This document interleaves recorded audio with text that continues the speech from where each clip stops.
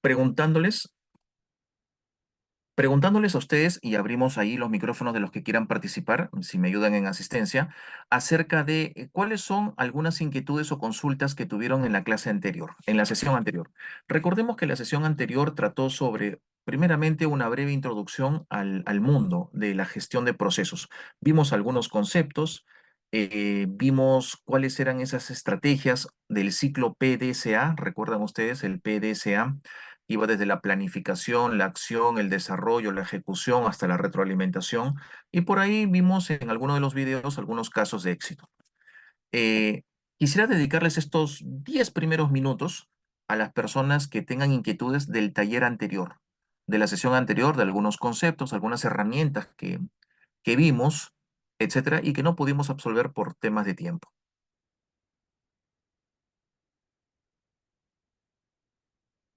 ¿Alguno de ustedes quiere participar levantando la mano y por ahí si me ayudan en asistencia para poder abrirles el micrófono, por favor?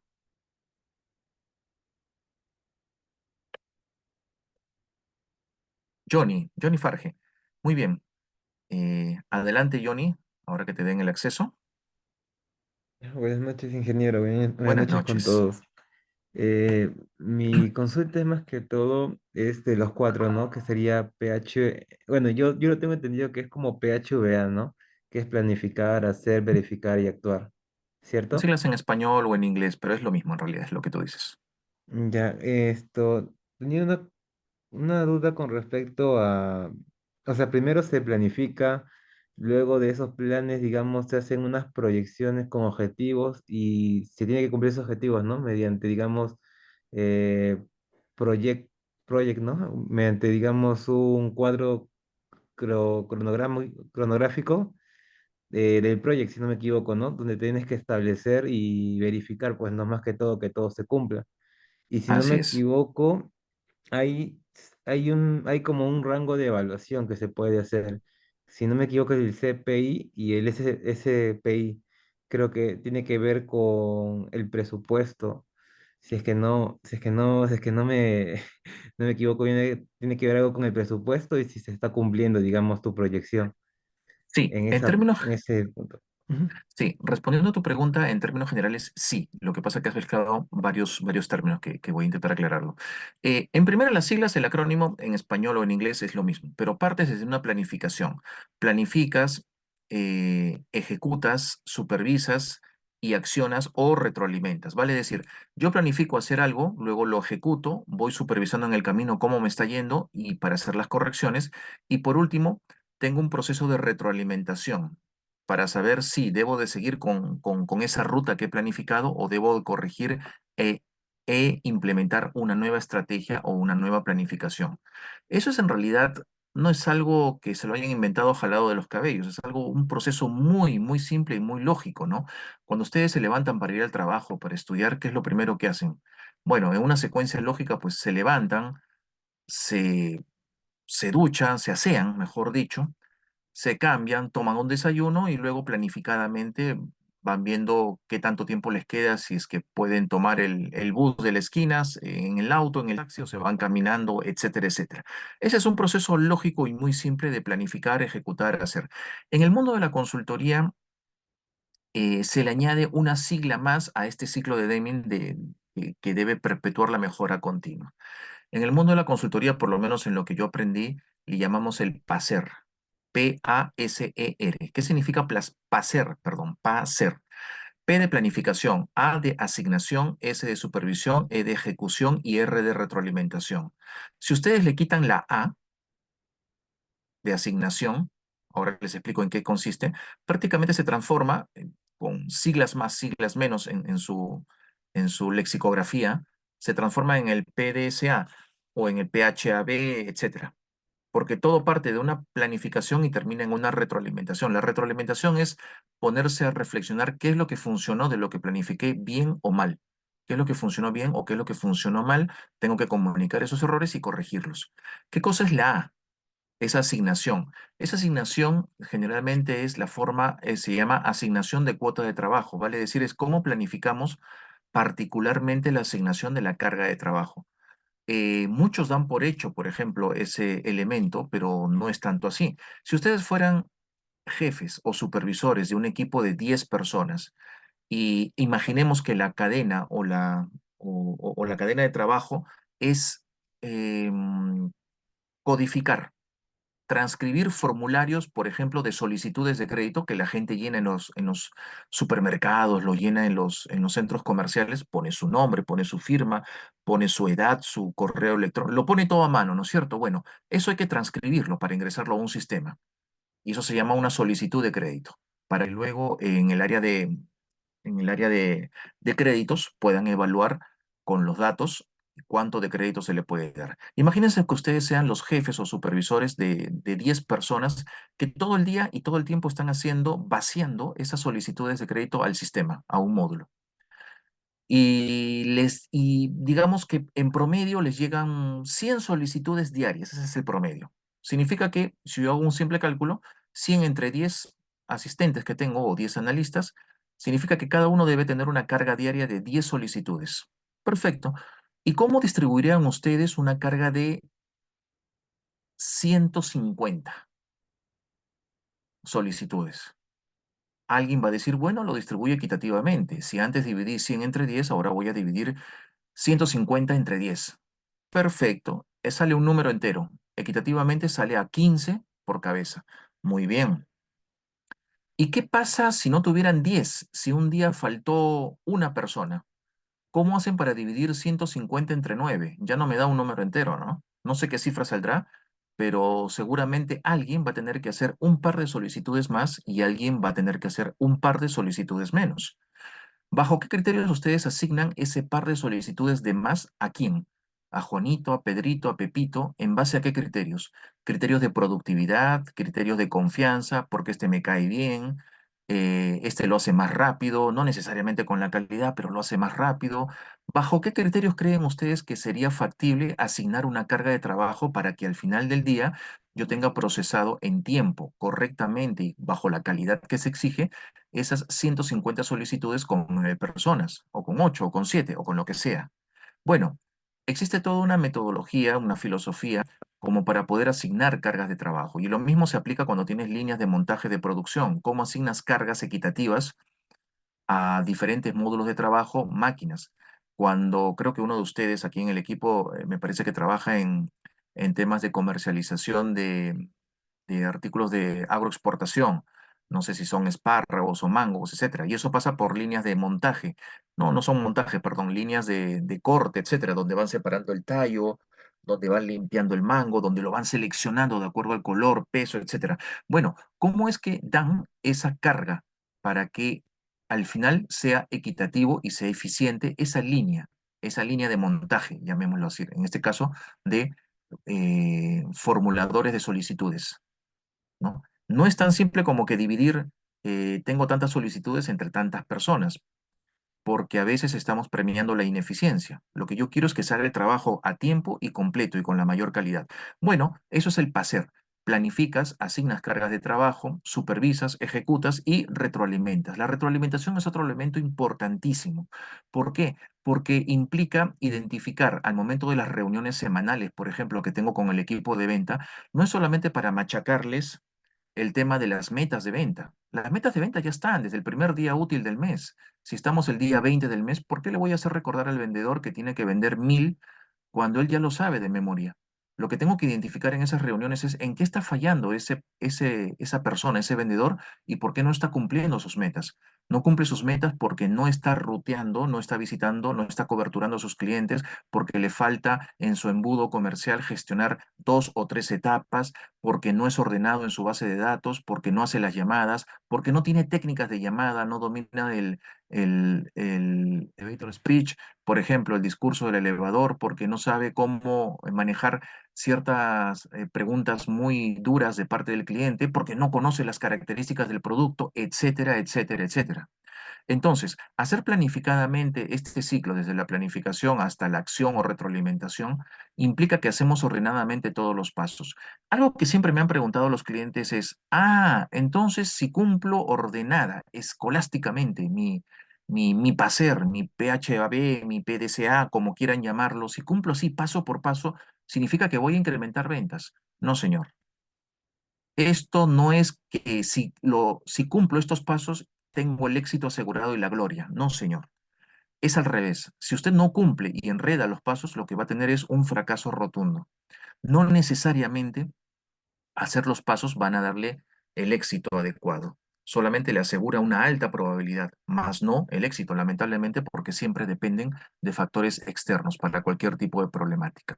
Y con respecto a lo que tú me decías, el Project, etcétera, el Project es una herramienta, existen diversas herramientas, Microsoft Project, etcétera, diversas metodologías, PMI, etcétera, con los cuales se van identificando y cuantificando la potencialidad de riesgo de no cumplimiento. Por ejemplo, ¿qué pasa si una secuencia del cronograma de actividades, que es una actividad crítica, se demora en vez de los 3 días previstos porque faltó la persona que lo va a hacer, porque no hay materiales, porque lo que tú quieras, se prevé que se va a demorar 5 días. Si es que no hago A, no voy a poder hacer las otras secuencias de operaciones, B, C y D. Por lo tanto, también se me atrasan B, C y D. Y si te atrasa B, C y D, también se va a atrasar las acciones H, I, J. Y cada una de ellas tiene en su secuencia costos, tiempos, recursos que implican. Por lo tanto, sí es posible ir calculando en ese aspecto con esas herramientas cuál es la probabilidad de retraso, cuánto tiempo se va a retrasar y cuánto me va a costar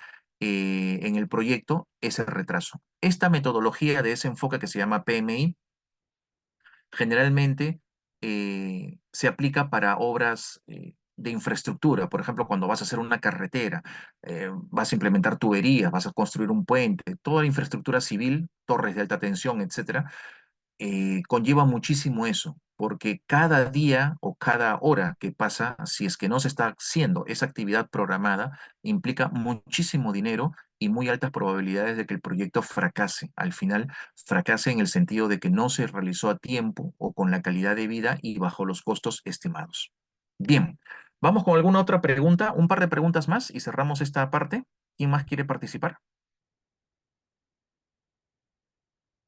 ¿Alguien más que quiera participar respecto? Alejandro, muy bien, Alejandro. ¿Cuál es tu consulta de la semana pasada? ¿Qué tal? Buenas noches. Buenas noches. Eh, ¿Cuánto tiempo me tardaría en diagnosticar un problema? Y si cuando al momento de diagnosticar tal problema, bueno, encuentro ciertas alternativas de solución, ¿cuál sería, se podría evaluar la mejor alternativa en el resultado o antes? Esa era mi pregunta.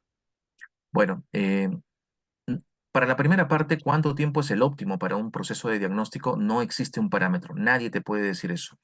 Eso va a depender, por supuesto, de la complejidad y más aún, sobre todo, de la abundancia o escasez de información, de datos con los cuales tú puedas diagnosticar. Mira, en proyectos de consultoría, cuando te contrata un cliente, por lo general la norma es desde que diagnosticas hasta que dejas implementado el proceso, son 20 semanas, o sea, alrededor de 5 meses, de los cuales no más de 4 semanas, o sea, no más de un mes, deberías tardar, si es que es posible menos, en un proceso de diagnóstico. Un mes para diagnóstico, eh, un mes o mes y medio para temas de desarrollo de la solución y el resto del tiempo, casi 2 meses y medio, son para el proceso de implementación. En todo proceso o en todo proyecto, la parte más importante que al menos debería tener un 40-50% del tiempo estimado debería ser para implementar. ¿Por qué? Porque para implementar, y ahí voy respondiendo a tu segunda pregunta, el proceso de solución nace del proceso de planificación, o en este caso también cuando estás haciendo el diagnóstico, porque ahí tú identificas cuál es el problema y vas haciendo la receta. Lo que haces en el diseño es de qué manera voy a implementar esa receta. O sea, si vas al doctor, el doctor ya sabe que lo que tienes es un fuerte resfriado. Y el doctor lo que va a determinar es, ¿será que le doy jarabe? ¿Será que le doy antibióticos? ¿O será que le pongo una inyección? ¿Qué será lo más efectivo y rápido? No, pues la inyección, por ejemplo. Listo, eso es lo que vamos a implementar. Acá tienes tu receta de 3 inyecciones, te la vas a poner por 3 días seguidos y luego vienes al cuarto día para evaluarte. El proceso de implementación es la parte más importante en todo proceso o en todo proyecto, cuando tú pasas por todo este ciclo. No mueras, como dice el refrán, no mueras por la falta o por el exceso de abundancia de datos. Eso no debe pasar. Y las metodologías ágiles que hay hoy en día, lo que hacen es precisamente eso, no morir en el intento de solucionar algo, sino que realmente están enfocados en que lo soluciones, que pases poco tiempo, pero de una manera súper efectiva y muy enfocada en la problemática para que sepas o identifiques dónde está el problema y a partir de eso puedas diseñar una solución que resuelva ese problema. El resto del tiempo es proceso de implementación, porque tienes que implementar tecnología, vas a implementar nuevos procesos, vas a chocarte con personas que les gusta y no les gusta, que no quieren que le cambien su manera de trabajar. Y eso es un proceso largo, arduo, muy fino, diplomático, en convencer a esos grupos de que la implementación tiene que darse. No existe un parámetro óptimo, pero en consultoría, en la vida real, hay proyectos que duran en promedio 3 meses, 5 meses, proyectos muy, muy grandes que duran un año, pero generalmente esos son porque están implementando soluciones y plataformas tecnológicas, que ya es otro cantar. Vamos con una última intervención, una última duda, por favor. Sí, ingeniero, tenemos una duda mediante el chat de Sí, Cintia Camila. Bueno, se sí, disculpa porque recién se conecta. Dice que ha iniciado su trabajo de implementación y su jefe le dijo que haga un Gantt y ahí describa todas las actividades que va a hacer en cuanto ok, a todas las áreas de gestión de sí, personal, soma, ambiental, mantenimiento, almacén. Y todo me ha pedido que describa en planeamiento poniendo el responsable por actividad. sí. ¿Cuál sería la consulta allí? Al parecer es una afirmación. Ah, bueno, te describo un poquito entonces. Cintia me dijiste, ¿no? Bienvenida, Cintia. Te describo un poquito. El Gantt es simplemente un planómetro o planograma, vamos a decir. Es una descripción de las actividades de una manera secuenciada y ordenada y lógica en su secuencia. Es decir, ¿qué es lo primero que yo tengo que hacer para hacer en este caso, tu proyecto o tu implementación? Digamos, ¿no? No, pues en mi implementación me voy a imaginar pasa por tres grandes etapas. Primeramente, voy a recolectar información para poder saber cuál es el estado actual de la situación, creo que hablaste de bodegas, almacenes, etcétera. Segundo, voy a tener coordinaciones con la gente que va a implementar me estoy inventando cosas, la nueva herramienta, por ejemplo, pueden ser lecturas o lectores de códigos de barra, y voy a tener reuniones, etcétera. Un Gantt no es más que eso, es decir, es la descripción paso por paso, pero de manera ordenada. Lo primero que tenemos que hacer, lo segundo, lo tercero. Al costadito vas poniendo dos parámetros. Uno, los responsables de dirigir esa actividad y tercero, la fecha. ¿Cuándo empieza y cuándo termina? Puedes añadirles, si quieres hacer algo más complejo, la criticidad, vale decir, de los 20 actividades que estoy señalando, ¿cuáles son los más críticos a mi parecer? Críticos en el sentido de que dependo de la aprobación de la gerencia, dependo de que a su vez para implementar esto, primero se hayan implementado y comprado los lectores de barra. Eso involucra, ya no me involucra a mí como área, involucra el área de compras. Entonces, ¿cuándo tiene previsto el área de compras comprar los lectores de barra? ¿Cuándo se piensan implementar y darnos la capacitación? Y en el tercer punto, recién yo entro como encargado, jefe de almacén, para capacitar a mis subordinados de almacén en el uso de códigos de barra.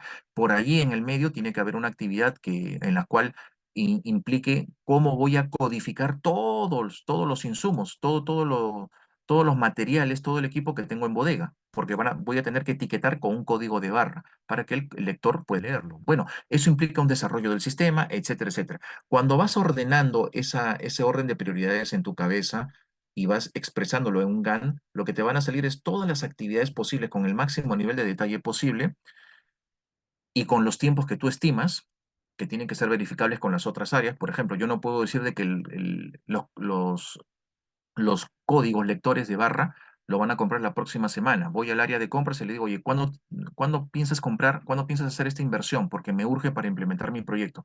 Mira, no tengo presupuesto y esto recién va para el tercer trimestre de este año. Ah, espérate, entonces este proyecto yo no puedo empezarlo ahorita, tengo que empezarlo a partir de octubre. Y esto va a depender de lo que me diga compras. Esta actividad compras será un elemento crítico. ¿Por qué? Porque yo no lo voy a poder manejar, porque es muy importante y porque si se demora, va a demorar toda la implementación del proyecto. Eso es un GAN, es expresar cuáles son las actividades, quiénes son los responsables, cuáles son las fechas críticas y cuándo estaría más o menos implementado ese proyecto. Quien lea un Gantt va a poder determinar, mira, este proyecto empieza ahorita, el 1 de septiembre, y termina el 15 de diciembre. Significa que para enero ya debemos tener todo el sistema de almacén integrado y codificado, por ejemplo. Perfecto. Entonces, eso es un Gantt y es simplemente una secuencia de actividades. Por supuesto, para poner una secuencia de actividades no pones actividades que tú te imaginas, pones las actividades que deberían ser, es decir, tienes que tener un conocimiento acerca de cuál es ese proyecto y cuál es el conocimiento de esa área. No le voy a pedir a alguien de contabilidad que me haga el Gantt para un área de almacén, porque va a decir, pues yo qué conozco. Para mí el Gantt se reduce a tres cosas: compras el lector, lo implementas y ya está. No, en realidad son como 40 pasos que tenemos que hacer. ¿Ok? Ese es el arte de hacer un buen Gantt. Bueno, muy bien, nos extendimos un poquito más de la cuenta, pero es bueno refrescar un poquito de Disculpe, los temas. ingeniero, hay Si es que una no hay ningún otro última más, ¿hay algún consulta. otro más? Sí, hay una Sí, última adelante, consulta adelante. por parte de A ver, Carol. Eh, bueno, una consulta. Al momento de hacer el diagnóstico, puede que el diagnóstico no sea adecuado, se puede realizar otro diagnóstico. Y una consulta adicional, en entidades por públicas, supuesto que sí, por supuesto. los procesos se debe complementar las normas. Si es así, ¿me podría orientar un poco? Gracias. En entidades públicas. Mira, respondiendo a la primera parte de tu pregunta, por supuesto que sí. Un diagnóstico, ningún diagnóstico en el mundo, por más gurú que seas de la consultoría o de lo que quieras hacer, va a ser perfecto ni a la primera ni a la segunda intento. Es un proceso iterativo de prueba y error, ¿vale? Es decir, es como el doctor, nuevamente poniendo el ejemplo del doctor. ¿Qué hace cuando tú le dices, tengo fiebre y no sabe a qué se puede deber esa fiebre? Lo primero que te hace es mandar una batería de análisis. Tómate análisis de sangre y también análisis de orina y también quiero análisis de lagaña y también quiero esto. Te manda como 5 y te vas a tomar rayos X, te manda como 8 cosas. ¿Por qué? ¿Por qué creen ustedes que hace eso un doctor siempre? Porque no sabe exactamente por dónde viene la cosa. Entonces, en un diagnóstico es bien difícil que tú seas tan experto que ya sepas por dónde viene el problema. Lo que haces es tantear, identificar. ¿Cómo determinas más o menos o acotas por dónde puede venir el problema? Conversando con la gente o con las áreas involucradas. Por ejemplo, yo puedo saber de que mi pregunta es, ¿por qué las ventas están tan bajas? ¿Por qué no? ¿O por qué el nivel de servicio es tan pobre? El servicio que yo le doy a mi cliente externo o al cliente final. Comienzo de ahí para atrás y digo, ¿qué es lo que me está fallando? ¿Por qué estoy fallando siempre en la entrega de este producto o el servicio al tiempo? ¿Por qué? Porque de repente hay un área específica que es la que demora, porque el problema es que estamos esperando el dato de la factura que me lo tiene que dar contabilidad, que a su vez tiene que cerrar su ciclo contable al 10.º día y por eso demoro un montón. No sé cuál sea el problema, pero en realidad sí es factible ir renovando o rehaciendo el proceso de diagnóstico. Es un proceso iterativo donde apenas descubras que ese no es la causa fundamental de ese error, inmediatamente reorientas tu análisis para volver a solicitar más información y hacerlo más rápido. El tema es de que no mueras en el intento, es decir, no te tomes 3 meses para diagnosticar algo que pudiste haberlo hecho en 2 semanas, porque después ya no hay, ya se te murieron las palomas, ya no hay nada que curar, el muerto ya está muerto. Bien, esa es la moraleja de un proceso de diagnóstico. Tiene que ser interactivo, tiene que ser participativo. Mientras más personas participen, me estoy refiriendo a los líderes, los responsables de un proceso, se supone que ellos conocen dónde les aprieta el zapato y te pueden aportar mucho en decirte, mira, el verdadero problema no es en el área comercial, el verdadero problema es el área de contabilidad, porque son ellos los que tienen que registrar la guía de remisión que les envía el embarque portuario y ahí se demoran 10 días. Y sin ese guía de remisión yo no puedo hacer el embarque o la compra o lo que sea. Y ahí tienes el tema de tu mal servicio. Perfecto. Ese es. Me voy allá a contabilidad y allí solucionaré el problema entonces de esos 10 días. Y con respecto a lo segundo, no entendí muy bien, pero me decías que para empresas públicas, ¿me pueden repetir esa partecita de la empresa pública, porfa? Sí, bueno, menciona la consulta adicional. En entidades públicas, para automatizar los procesos, se debe contemplar las normas. Así es, si es así, ¿me podría orientar un poco, por favor? Sí, por supuesto que sí. La respuesta es sí. Las normas en una entidad pública es exactamente lo mismo que las políticas dentro de una empresa privada. Por ejemplo, te puedo dar el ejemplo de podemos automatizar el proceso de evaluación de crédito. De hecho, ya existen ahorita herramientas que te automatizan el proceso de evaluación, algo que tomaba a 2, 3 analistas de crédito evaluar durante 15 días a ver si a Carlos Heredia le damos 1.000 soles o le damos 10.000 soles de crédito en su tarjeta. Ahora te lo hacen casi en tiempo real. Lo hacen en tiempo real. Simplemente verifican tu score crediticio, cruzan información con el banco o con el sistema bancario, averiguan esto, aquello, te miran la edad y qué sé yo, dónde trabajas, cuál es tu salario promedio y literalmente en cuestión de minutos puedes tener tu crédito aprobado. Y eso ha pasado por todo un proceso. Pero en ese proceso hay también políticas. Por ejemplo, una política equivalente a una norma en el ambiente público podría ser, mira, eh, si Carlos es casado y tiene carga familiar, o sea, hijos, no se le puede exceder más de, o no se le puede dar, por más buen trabajo que tenga, no se le puede dar más de 6.000 soles por norma interna, por política interna. O si Carlos no está trabajando o es independiente y no es formal o dependiente, también solamente se le puede dar 5.000. O si es que Carlos, en este caso que está solicitando el crédito, eh, es primera vez que tiene tarjetas de crédito, y eso lo podemos verificar con el score bancario, no le damos más de 2.000 soles, y etcétera, etcétera. Vale decir, la, la automatización de los procesos no se puede saltar de ninguna manera lo que sean normas o políticas internas, porque las normas y políticas son parte de esos mapas de procesos, de ese flujo de procesos que hace posible esa entrega de el servicio o el producto. ¿Ya? Toda plataforma, por ejemplo, SAP es una plataforma que tiene muchísimos candados para aprobación de gastos, para aprobación de créditos, eh, pagos de nómina, todos son una serie de candados en los cuales necesitan aprobaciones y reaprobaciones, para poder, para que no se salten la norma y precisamente no incurramos en ese tipo de traspiés que pueden luego provocar profundos desastres en ese proceso. Bien, espero haber contestado entonces todas sus dudas, consultas. Se nos pasó un poquitito la hora, pero a ver si en los próximos 15 minutos últimos restantes del taller volvemos a retomar inquietudes de la clase anterior y de esta. Voy a proseguir. Entonces, ahora sí, voy con el primer punto, que son técnicas de mapeo de procesos, tales como el CIPOC, BSM, diagramas de flujo. Voy a ir a una parte rápida porque esto en realidad es simplemente la parte conceptual. Antes de explicarle acerca del CIPOC, el Visual String Mapping y el diagrama de flujo, quisiera explicarles un poco cuáles son algunas diferencias en estas técnicas de mapeo de procesos. Porque hemos hablado mucho, o se habla, o han escuchado mucho de un diagrama de proceso, un mapa de proceso, un modelo de proceso. Y al final uno dirá, bueno, pero diagrama no es igual a un mapa no es igual a un modelo, ¿de qué estamos hablando? ¿Por qué tanta definición conceptual? Muy simple la diferencia. Un diagrama de proceso, lo vamos a ver más adelante, es simplemente lo que tienen ustedes al costadito. En esa figura es un flujo donde se enumeran de modo muy esquemático, sin entrar en muchos detalles, cuáles son los principales elementos del proceso. Un proceso puede tener 40, 50 diferentes actividades reunidas en 30 procesos, pero en un diagrama de flujo yo solamente pongo los principales. No necesito diagramar 30 cajones.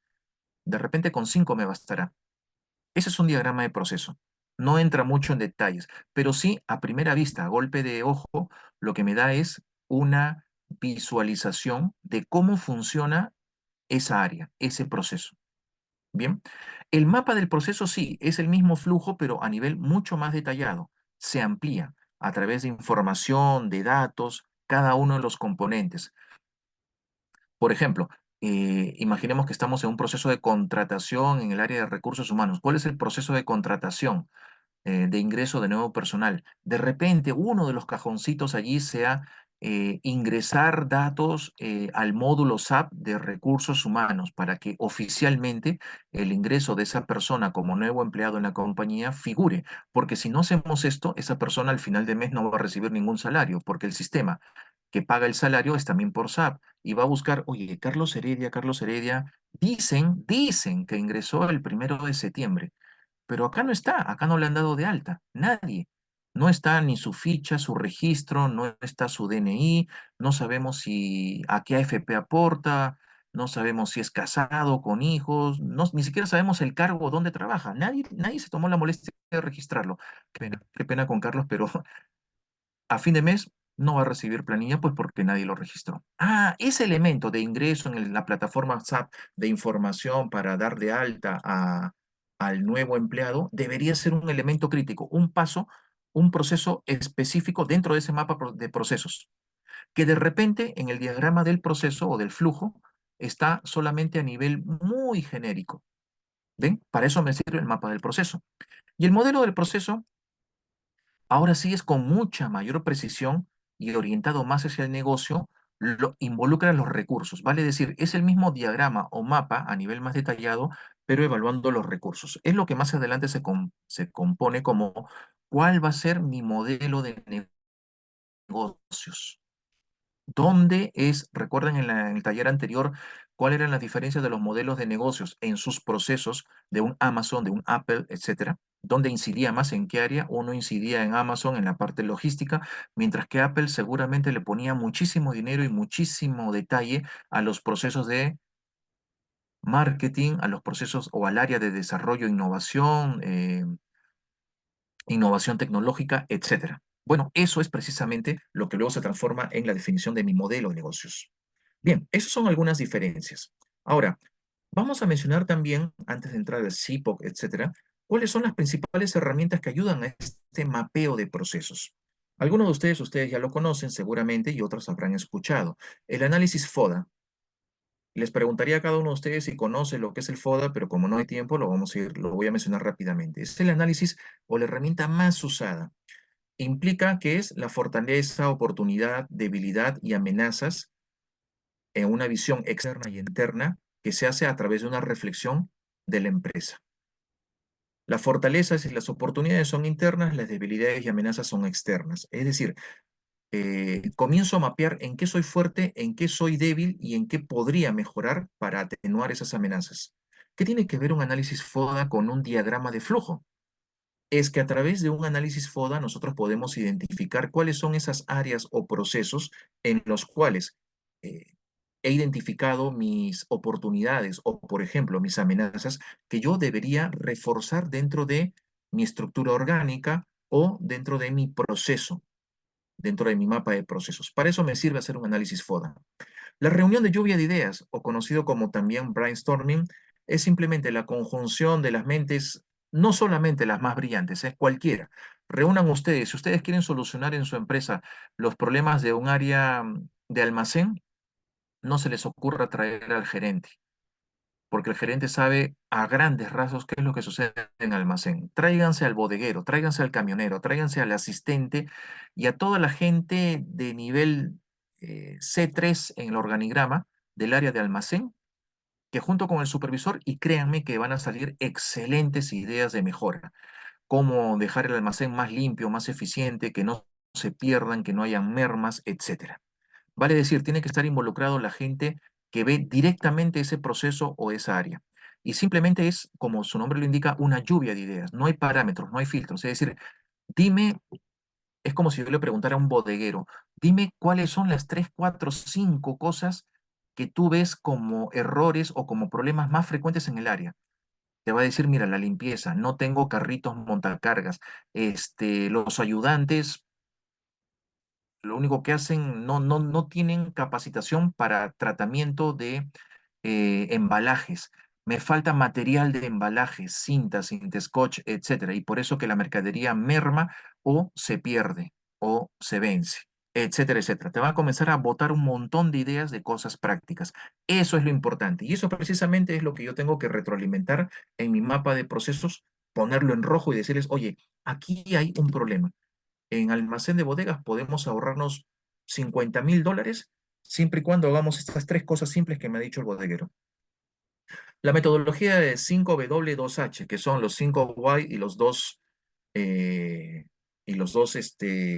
how, en inglés. Es decir, los 5 por qué y los 2 cuántos. Son 7 preguntas básicas que uno se hace. El qué se hará, quiénes serán los encargados y ejecutores del proceso, el why, que es por qué los procesos se realizan de esa manera, es comenzar a cuestionar, oye, ¿y por qué siempre tenemos que hacer A, B y C? ¿Por qué no podemos hacer A, F y G?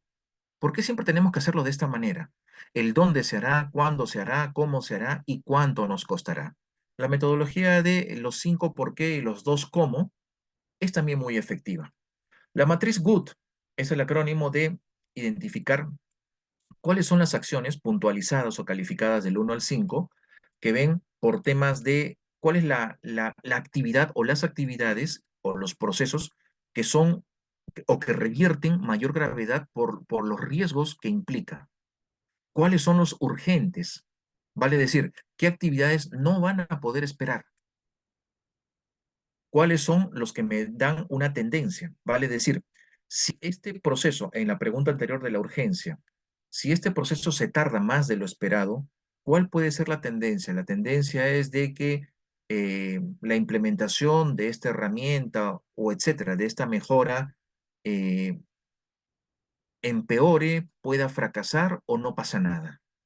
Vale decir, la matriz GOOD es simplemente una matriz en que calificas del 1 al 5 y vas poniendo los procesos o actividades. Por ejemplo, en el caso de Cintia, me parece que está haciendo su Gantt para el tema de almacenaje, creo que era, o bueno, del de la persona que nos habló del tema del almacenaje, que ponga esas actividades dentro de una matriz GOOD y que vaya encajonando en la G de gravedad, en la U de urgencia o en la T de tendencia, cada una de esas actividades o procesos.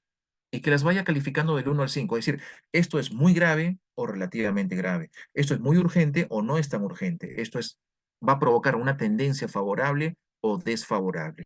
Y a partir de eso, vas a sacar esa matriz GOOD, se va a convertir en una matriz de criticidad, porque vas a decir, mira, estas 4 actividades que están dentro de la gravedad, o sea, son los más riesgosos y además cuya demora me va a provocar una tendencia hacia el fracaso de la implementación de este proyecto. Estos cuatro procesos o 4 actividades son los que no le puedo perder el ojo, son los que tengo que hacer una supervisión. Y dentro de mi diagrama de flujo tengo que tener una retroalimentación, una planificación muy, pero muy fuerte, porque si no, corre el riesgo de fracasar. La matriz HIPO, que es la que vamos a ver en detalle un poquito más, eh, esto es una de las herramientas más completas y es un acrónimo de que intervienen elementos, de los elementos que intervienen dentro de un proceso, por lo general, que es los proveedores, el input, el output. Ahorita lo vamos a ver mejor. El modelado BPMN, que significa Business Process Management, que es toda una metodología aparte, eh, implica hacer ese diagrama de flujo, pero de una manera muy, muy completa, mucho más precisa y más detallada. Vale decir, el modelado BPMN es lo que más se asemeja a un modelo de procesos.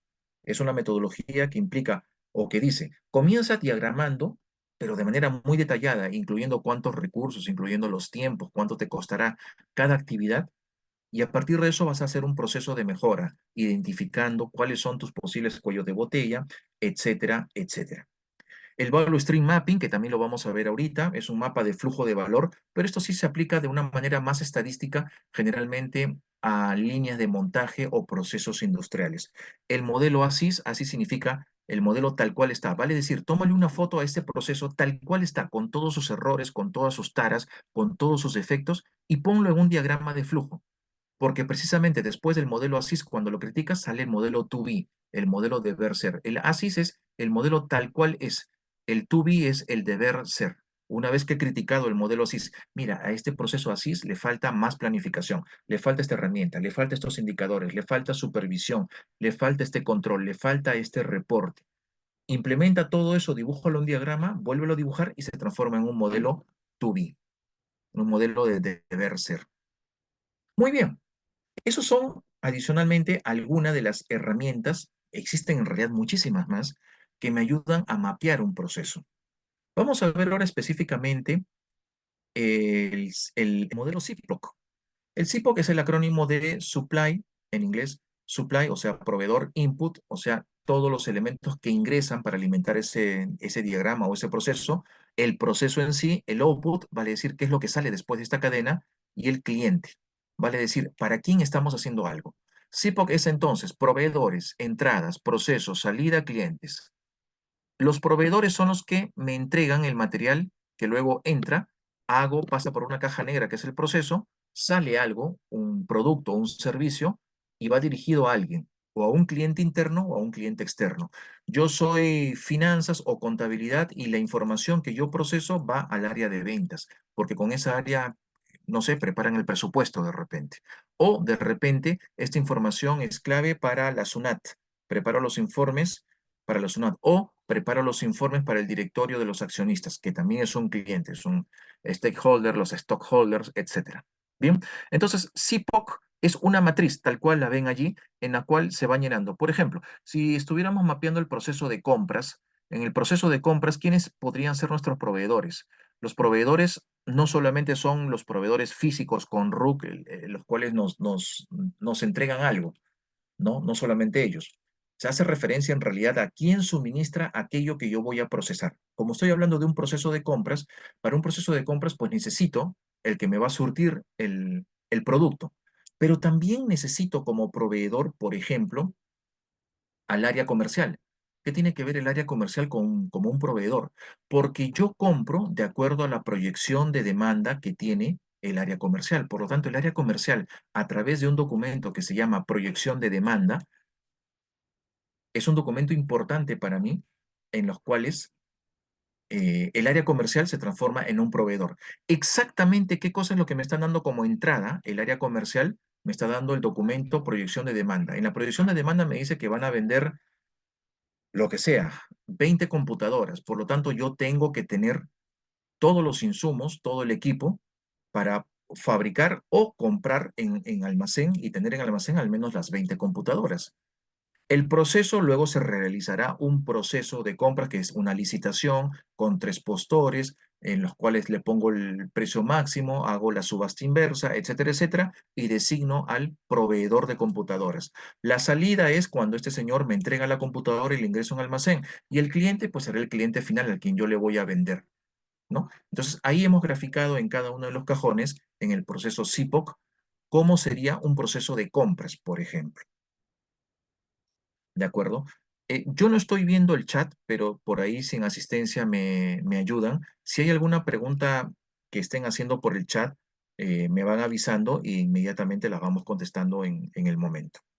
Bien, esto es con respecto al CIPOC. El CIPOC es una herramienta, una de las tantas herramientas que me permite, en vez de hacer un diagrama de flujo, yo puedo hacer por cada proceso las siglas, puedo aplicarle las siglas CIPOC, el proceso que ustedes deseen, el proceso de ventas, el proceso de compras, el proceso de facturación, el proceso de regulación de la calidad de insumos de esto, pasa también por un proceso y siempre va a haber un proveedor, una entrada, es decir, un documento, un algo, un producto, un algo físico, un intangible, un dato. Va a haber un proceso, va a haber una salida, es decir, qué es lo que sale de este proceso y siempre va a estar dirigido a un cliente. Bien, ok, eso es el CIPOC. Es un documento que está orientado o me ayuda más fácilmente a diagramar ese flujo de procesos. Existe también algo un poco bastante más complicado que se llama el Value Stream Mapping. El Value Stream Mapping eh, es una forma resumida de ya no solamente de diagramar, ya no hablamos de diagramar, mientras que el CIPOC y el diagrama de flujo común y silvestre, lo que me permiten es diagramar para poder observarlo a simple vista y decir, sí, así es el proceso, ya lo entendí. El Value Stream Mapping lo que hace es no tanto diagramar, es un diagrama muy escueto, sino más bien identificar no solamente los recursos, sino identificar con información estadística cuál es el cuello de botella que existe para que ese proceso pueda ser más rápido, más ágil y menos costoso. Fíjate que estos tres objetivos, más rápido, más ágil o con mayor calidad y menos costoso, no son parte de un CIPOC o de un diagrama de flujo. El Value Stream Mapping es una metodología creada en Japón, siempre por la escuela de la empresa o fábrica Toyota, en donde básicamente lo que te dice es, tienes que manejar muchísima información estadística para que puedas decir cuando pasa de un proceso de trabajo en una línea de montaje a otro proceso de trabajo, pasa con estos defectos, con este porcentaje de defectos, pasa con esta cantidad y calidad de productos, etcétera, etcétera. El Value Stream Mapping no se aplica a temas, por ejemplo, si ustedes quieren hacer el proceso de compras que les dije ahorita en el ejemplo anterior y le quieren aplicar un Value Stream Mapping, no va a solucionar, no va a funcionar, no se aplica. Generalmente este BSM se aplica en ambiente muy estadístico, con mucha información estadística, se aplica a líneas de montaje o a plantas o fábricas. ¿Por qué? Porque en las fábricas casi siempre pasa de una estación de trabajo A una estación de trabajo B y así se va armando un producto hasta que llega a la estación de trabajo X y sale el producto armado, un auto, por ejemplo.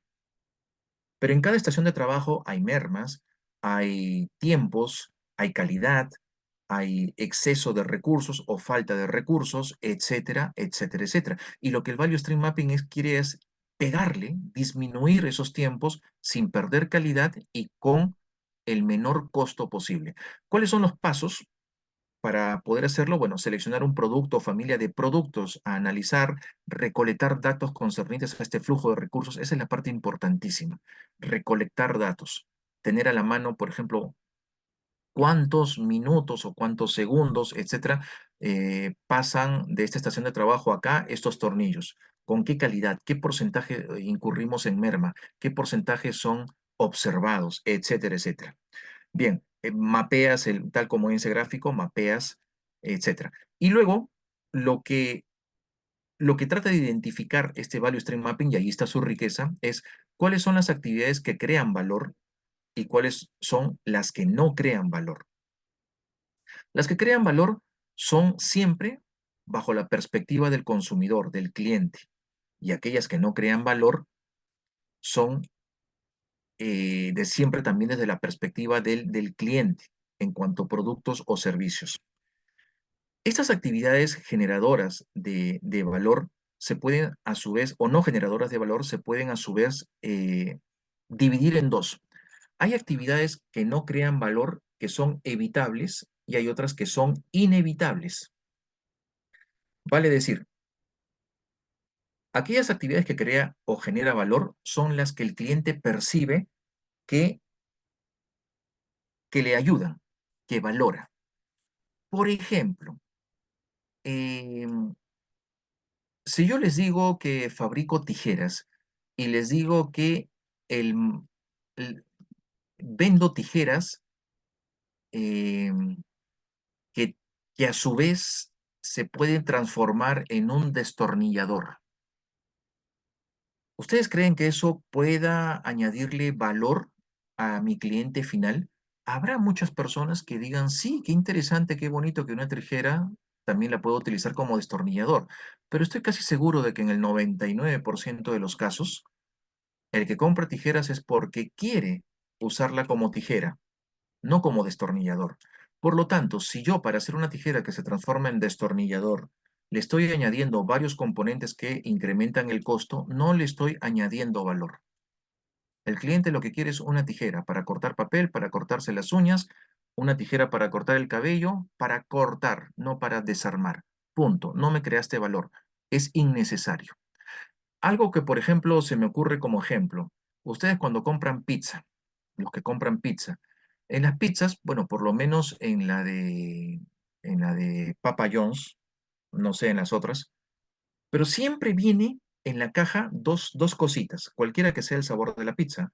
Siempre viene un chile, un ají, una tirita de ají, o dos creo, y siempre viene una cajita un tapercito chiquitito de mantequilla garlic, que es para untar en la pizza.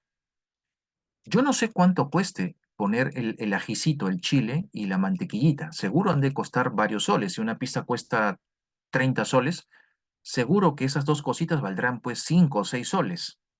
Significa que la pura pizza en realidad debería costar 25.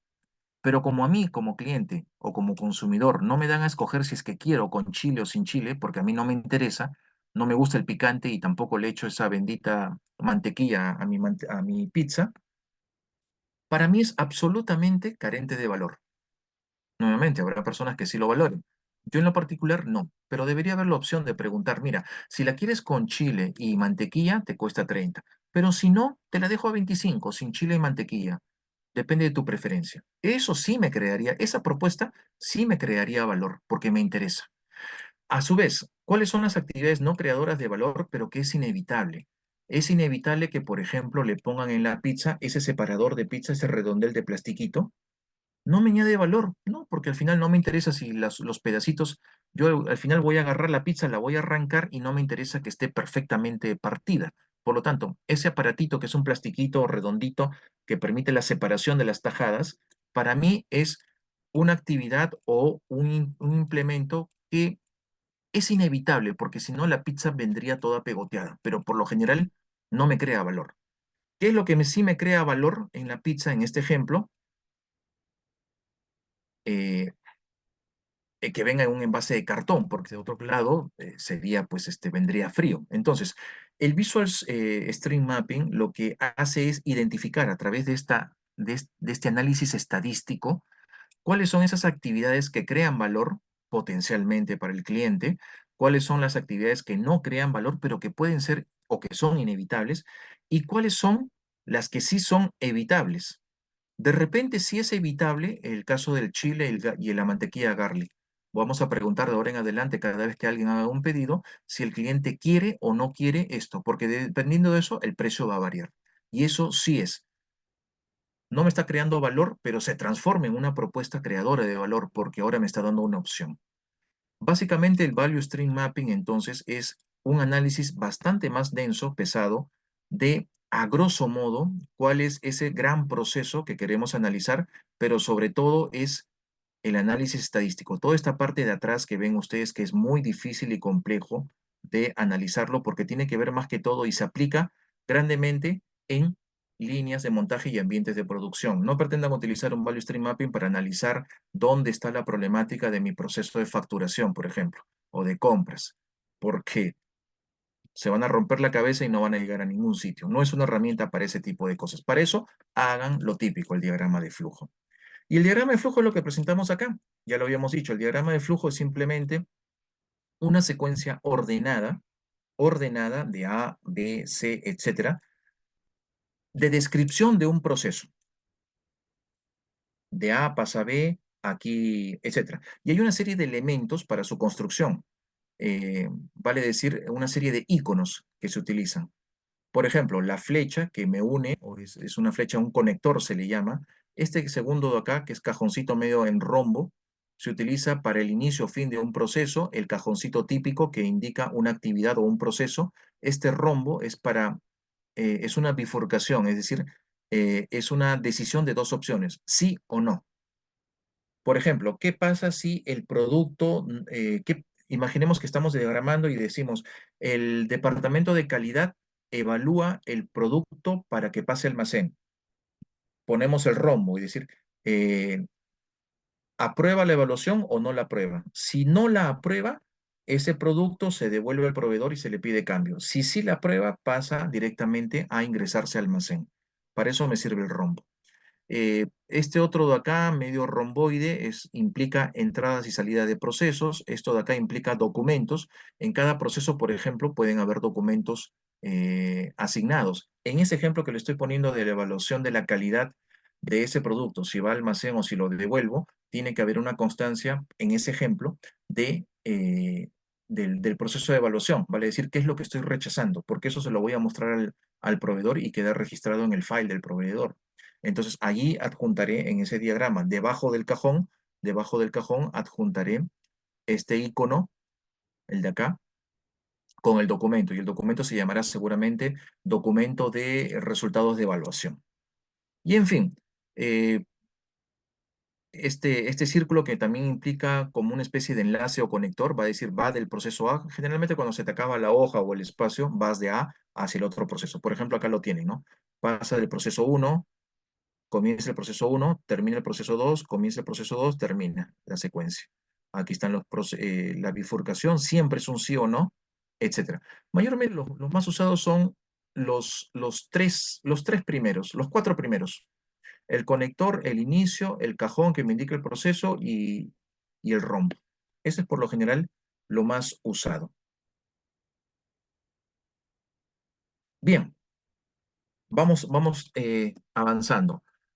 Ya hemos visto hasta esta parte cuáles son las principales herramientas. Hemos visto qué es el CIPOC, qué es el Visual Stream Mapping y los diagramas de flujo. ¿Existen más herramientas? Por supuesto que existen muchas más. Ya les he mencionado en la lámina anterior. Existen muchas más herramientas que me pueden ayudar a hacer un buen mapeo de procesos. Acá estamos detallando tres más. Una vez que tengo el diagrama del proceso, una vez que tengo ese diagrama, paso a hacer la documentación. La documentación simplemente es ponerlo en un formato determinado, eh, qué cosa, o la descripción, mejor dicho, de ese proceso, quién lo está elaborando, en qué fechas y qué etapa de revisión es. Por ejemplo, es la versión 1 del proceso de compras, del rediseño del proceso de compras de hoy, 12 o 13 de septiembre del 2024. Cuando alguien quiere revisar el proceso de compras y decir, oye, ¿cómo es el proceso de compras? Sin tener que irme al área de compras, voy a revisar el manual. Me voy a la documentación y digo, a ver, este proceso no ha cambiado desde hace 3 años. Entonces, a ver, quiero ver cómo es el proceso, quién lo hizo, en qué consta, cuáles son los pasos, etcétera. Aquí vamos a hacer un cambio porque el proceso ya no es manual. Resulta que el proceso ahora es automático porque estamos implementando una plataforma SAP. Por lo tanto, tengo que hacer variaciones en el diagrama del proceso de compras.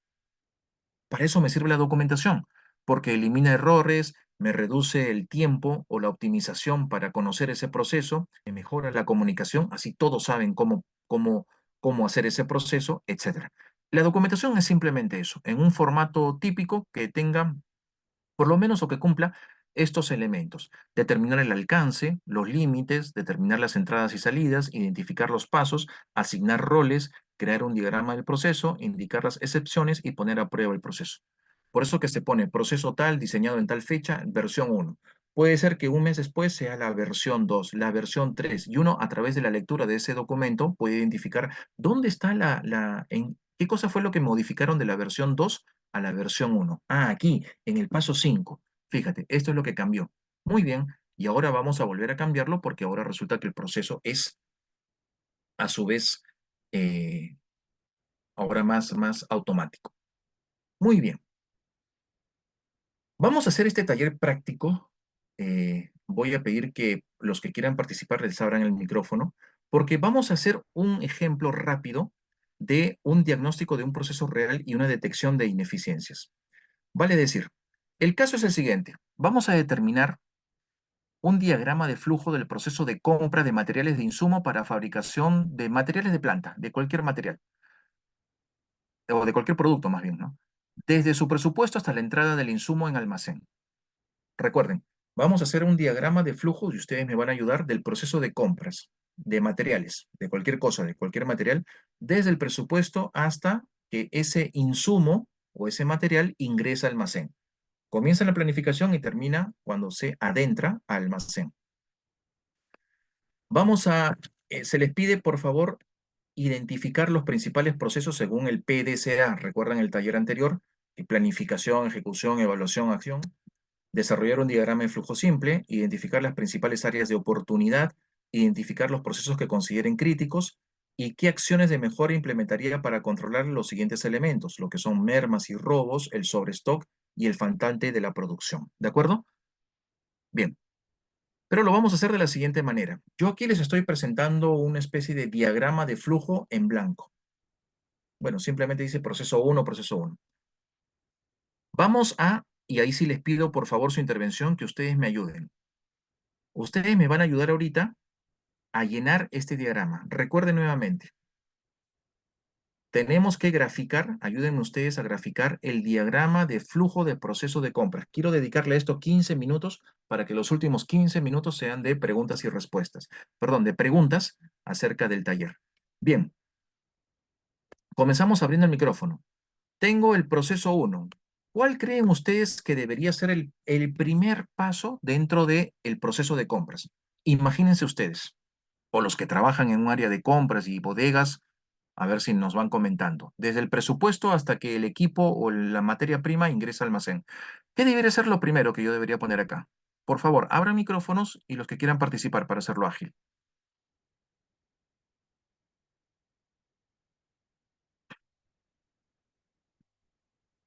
¿Alguien? Johnny, adelante Johnny, rapidísimo, rapidísimo. Dime nada más qué cosa debería haber en el primer cajón.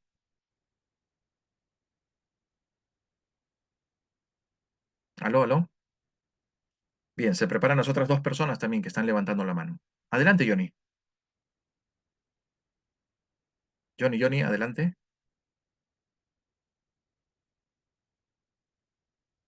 A ver, Johnny, Johnny, no está Johnny. A ver, pasemos con las otras dos personas que están ahí para hacerlo rápido, si no se nos va el tiempo.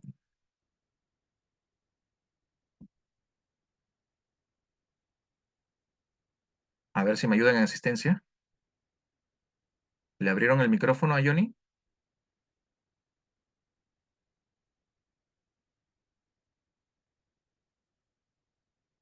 Hola, ¿qué pasó ahí?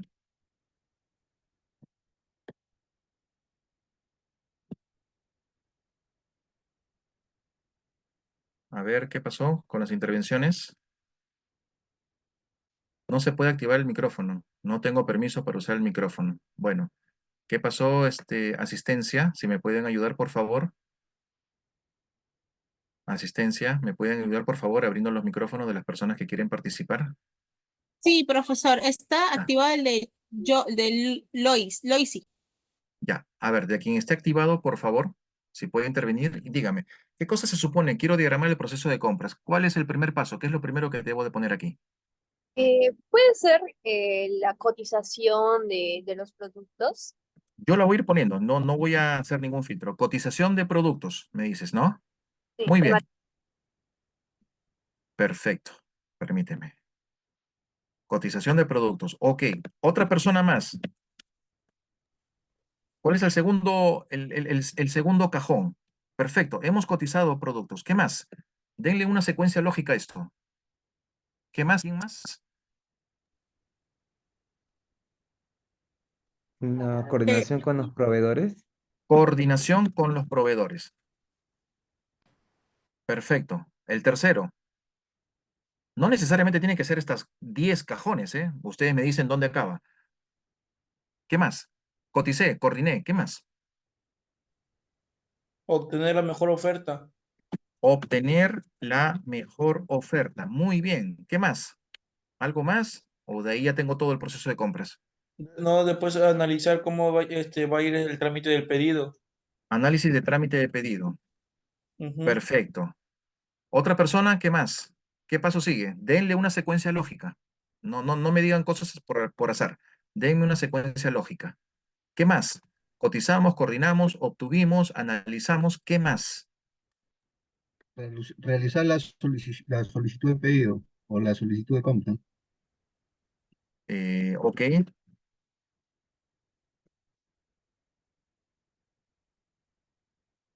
Solicitud de pedido. Muy bien. Ya estamos pidiendo al proveedor. Muy bien. ¿Qué más? ¿Qué sigue? ¿Qué creen que sigue en un proceso de compras? Que esté ordenado. Recuerden que tiene que tener los elementos, ¿no? Del PDCA. ¿Qué más? ¿Qué más? ¿Alguien más, por favor? Vamos, rapidísimo. ¿Qué más? Coordinar la recepción del pedido. Recepción de Sí. pedido. Muy bien. ¿Alguien más? Ya estamos recepcionando el pedido, ¿eh? Ojo, ya está llegando el camioncito. Imagínense que el camioncito pues ya El, llegó. almac- el orden del almacenaje, Orden dependiendo de del almacén. flete. Ya, pero ¿cómo? ¿Emitir orden en el almacenaje? ¿Sí? Ya, se emitió la orden de almacenaje. ¿Qué más? Me imagino que el siguiente paso es almacenarlo. o hay algún, Validación de compra. Sería, perdón, sería almacenar Validación. el producto con un inventario. ya, o sea, por eso, después de O la subir emitir, el inventario y ya, almacenar. el almacenaje, ¿sí? Sí, Perfecto. Y una vez que ya está el almacenaje, en realidad ahí nomás sería el fin, ¿no? O sea, ya acabaríamos en realidad, ¿cierto? Sí, sí, pues porque ya está el producto. Eso es lo que queríamos, ¿no es así? Perfecto. Eso es, miren, ustedes me han ayudado, ahí está más o menos. Ahí está. Ustedes me han ayudado a hacer el diagrama. Ahora, imaginemos que hemos hecho una consultoría y hemos levantado esto. Imaginemos que este es el proceso actual, que esto es lo correcto, es decir, esto es lo real. Imaginemos que esto es lo real. Nos hemos entrevistado con el jefe de almacén, el supervisor, el almacenero, con todos, el que compra, todos. Y esto es lo que nos han dicho. Hemos sido fieles a la realidad. Ahora, ayúdenme ustedes a criticarlo. ¿Qué creen que falta dentro de un proceso de compras correcto, de acuerdo al PDCA? ¿Recuerdan el taller pasado cuáles eran las siglas del PDCA? Eran planificar, ¿qué más? Planificas, actúas, supervisas y accionas. O lo que les dije del PASER. Planifica, asignas, supervisas, ejecutas y retroalimentas. Muy bien. ¿Qué es lo que creen ustedes que le falta a este proceso, a este diagrama que ustedes han hecho? Acaban de levantar esta información y me dicen, Carlos, este es el diagrama tal cual sucede en la realidad. No le falta nada, así es como lo hacen. Bien, ahora yo les pregunto, bueno, ¿cuáles son las áreas de oportunidad? ¿Qué creen que, o cómo debería ser el proceso? ¿Qué creen que le falta a esto? A ver, alguien, por favor. ¿Qué creen que le falta? A ver, una idea, dígame algo. ¿Qué creen que le falta? Hemos comenzado con la cotización de los productos y hemos acabado en el almacenaje. Pero, ¿qué creen que le falta? ¿O está así correcto? Puede que esté correcto. ¿Es correcto? Ustedes son consultores en estos momentos y yo soy el dueño de la empresa. Y les digo, señores consultores, estoy pagando carísimo por esta consultoría. Quiero que me digan su opinión. ¿Este proceso de compras que está actualmente así, está bien? ¿Podría ser mejor? ¿Le falta algo? ¿Le sobra algo? Eh, Eh, creo yo Le que primero, faltaría lo que es primero la revisión de el inventario con el que cuenta la empresa, o sea, antes Nuevamente de voy a toda apuntar. la cotización de productos. Ok. Revisión de inventario de materiales. Muy bien. Yo solamente no voy a decir que está bien o que está mal. Yo solamente voy a apuntar en esta primera parte. Muy bien. ¿Qué más? ¿Qué creen que le falta o le sobra a este proceso como para hacerlo más rico, más ágil, etcétera? Para hacerlo mejor. ¿Qué más? ¿Qué más creen que le falta?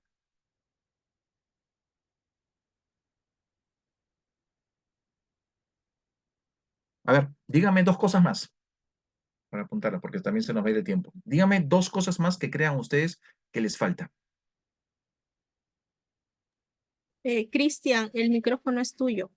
Verificar, falta algún tipo de actividad para verificar la efectividad del proceso. La eh, calidad. La efectividad del proceso, es decir, la efectividad de la compra, no sé, revisar, revisión del pedido conforme a orden de compra, una cosa así. Ya, ¿no? Ok, vamos a ponerlo así. Muy bien. ¿Otra cosa más? ¿Una última? ¿Qué otra cosa más creen que le falta?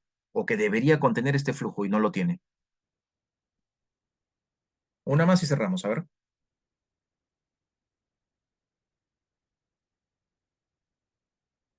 Vamos, una más.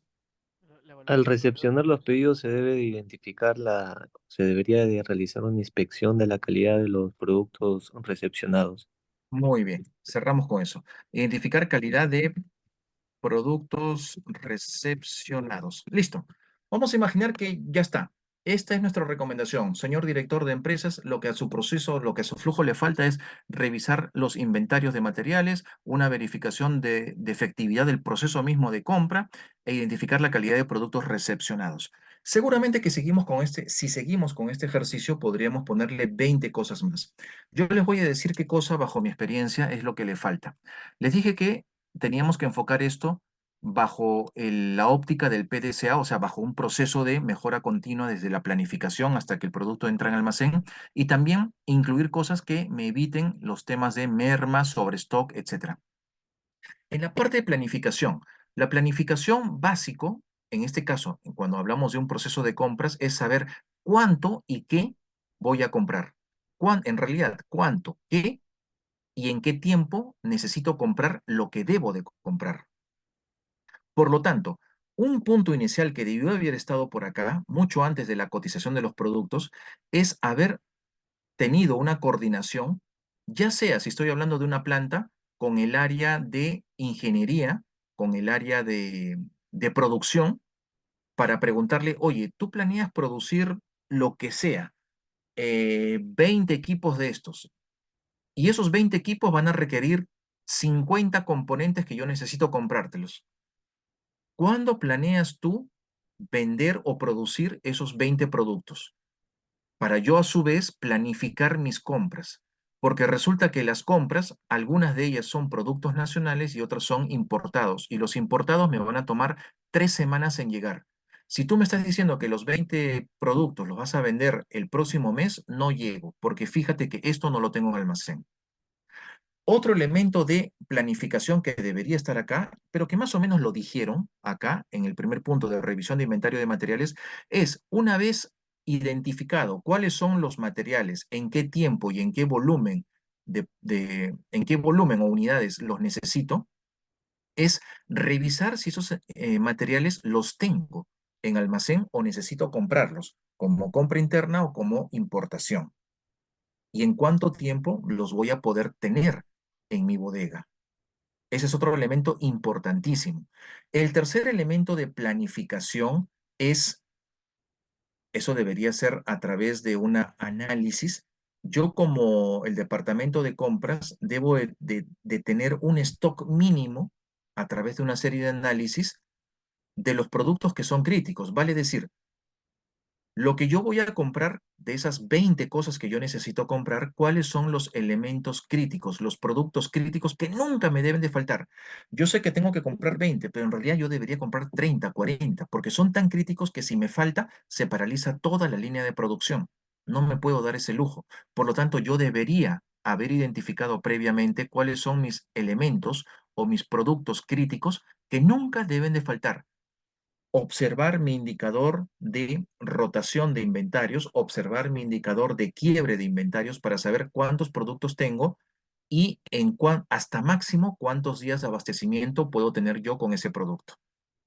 Esas 4 o 5 cosas que yo les he mencionado deberían estar en 5 cajones aquí. Por temas de tiempo no los voy a escribir, los estoy comentando nada más, pero debería ser solamente esa parte, la pura planificación. Una vez que ya he planificado qué cosa voy a comprar, en qué volumen y en cuánto tiempo, paso a la siguiente etapa. La siguiente etapa es, ahora sí, voy al mercado y voy a coordinar con los proveedores. Ese segundo punto, eso vendría a ser el segundo punto, la coordinación con los proveedores. Vale decir, voy a comenzar a cotizar. Cotizar debería ser el tercer punto. Luego del tercer punto vendría esto que ustedes dijeron, verificar la efectividad de la compra. Vale decir, yo tengo que poner condiciones en la cotización.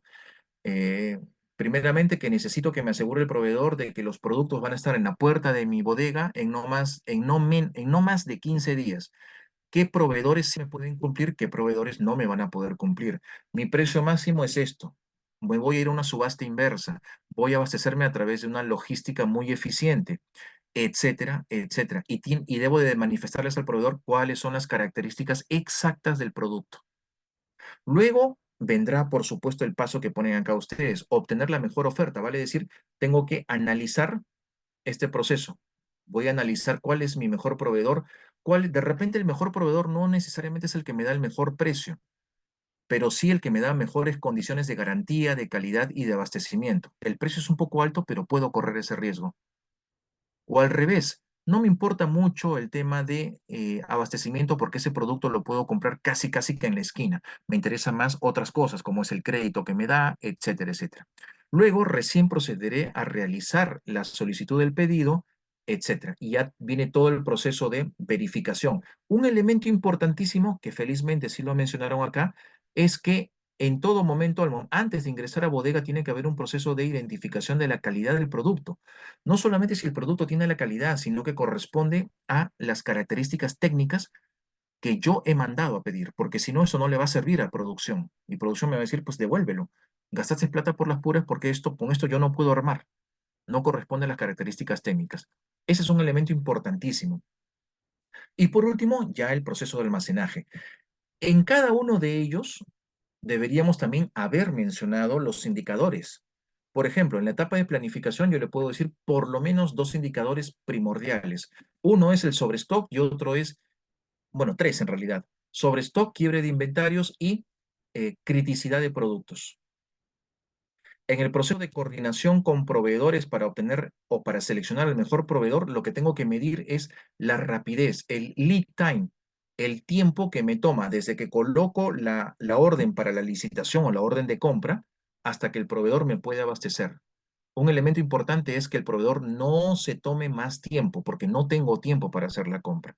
Eso debería ser un indicador. ¿Qué otro indicador tengo? Indicador de calidad.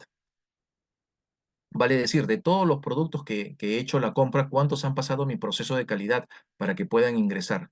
Y lo otro es el tiempo, el lead time final. Desde que yo hice en realidad la cotización del producto hasta que el producto entró en almacén, ¿cuántos días o semanas pasaron? Para poder ir viendo mi nivel de servicio. Vale decir, ¿cuál es tu nivel de servicio que tú como almacén en este proceso de compras eh, tienes con el área de producción? 2 semanas. Lo que me pida el área de producción, yo se lo compro, se lo abastezco en 2 semanas. Llueve o truene, así como el sistema de correos. Llueve o truene, tú vas a tenerlo hasta en 2 semanas.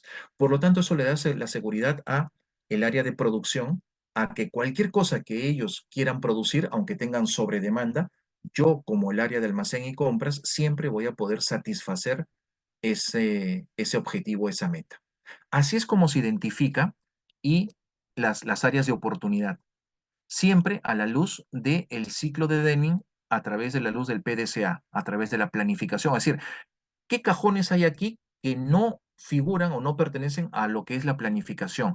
¿Qué cajones hay aquí que no pertenecen al área de control, al área de supervisión, al área de ejecución, etcétera? Lo que le falte es algo que lo tengo que ir poniendo. Bien, muy bien.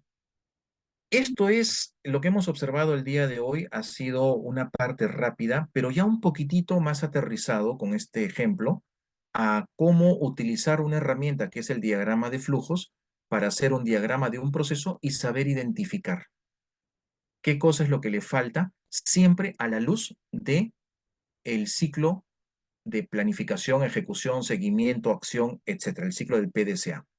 Muy bien. Nos quedan 10 minutos y quiero ahora sí dedicarle esos 10 minutos a todas las consultas que nos dé el tiempo, tanto de este taller y si tienen también del taller anterior. Así que abramos micrófonos y adelante. A ver, ¿los escucho? Adelante. Hola, ingeniero. Me parece Ah, que, que puedo hablar.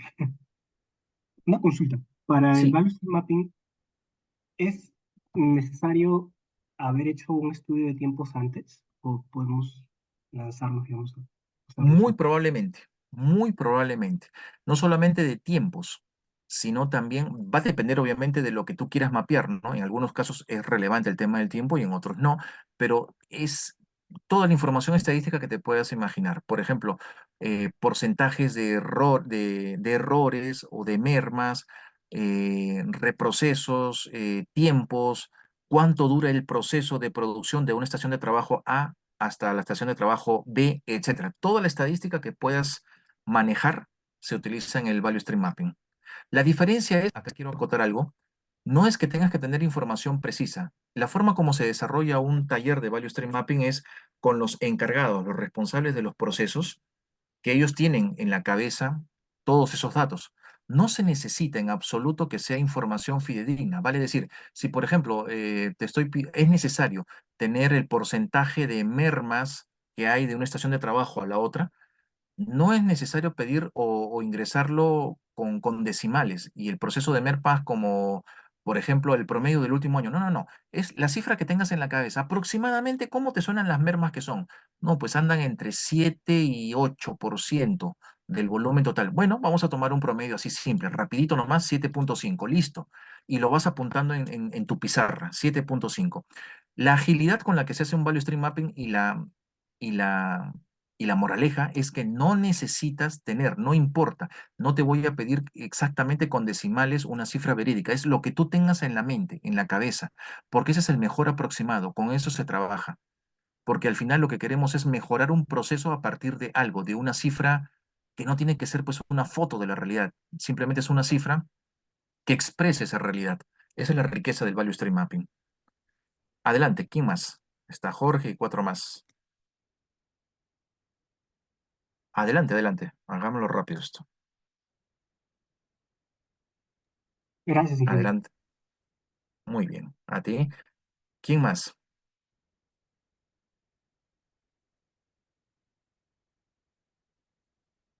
¿Alguien más? ¿Alguien más que tenga una inquietud? Buenas Ingeniero, tardes, buenas disculpe. noches, ingeniero. Ah, disculpe. No, A ver, no, primero muy bien. A ver, Ok, adelante, gracias. Xiomara.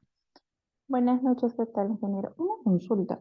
Por ejemplo, en la entidad en la que yo laboro, me encargo yo justamente de ver el tema de los procesos, ¿no? De la elaboración de instructivos y normativas, pero siempre hay una disyuntiva, como involucra a varios órganos de una entidad, Sí.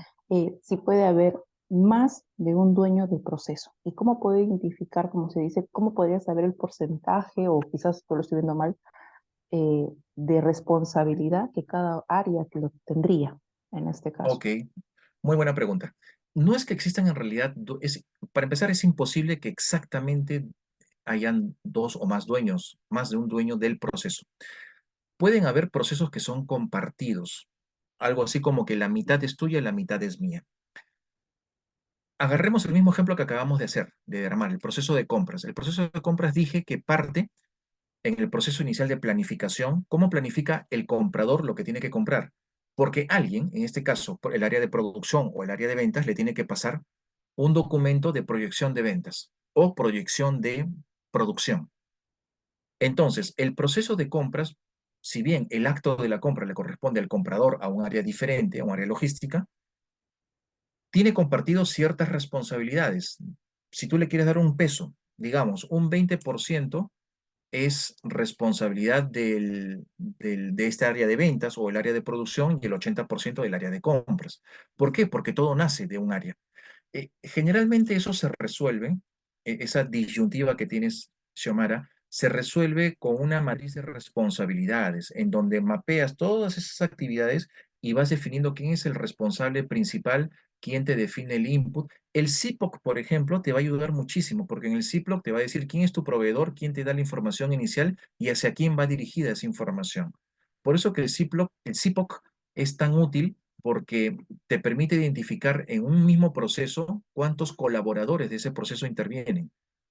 Un proceso no necesariamente es una sola persona o una sola área, intervienen muchas áreas y cada uno va aportando, interactúa y cada uno va aportando un pequeño porcentaje de lo que va a constituir un input para que luego haga un proceso. Pero no es que en sí corresponda a dos o más áreas. De allí que esa matriz de responsabilidades o el CIPOC te van a ayudar a delimitar hasta dónde llega la responsabilidad de uno y dónde empieza la del otro.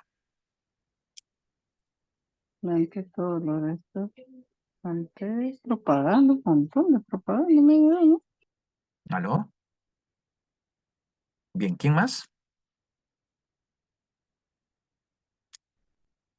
¿Quién más? A ver, dos intervenciones más.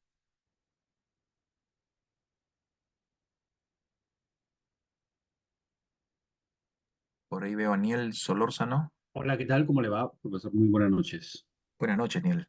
Eh, una consulta con respecto a, por ejemplo, cómo se simularía en este caso bueno, en el simulador Visagi, en este Ah, ok, caso, el proceso de compras que se ha desarrollado.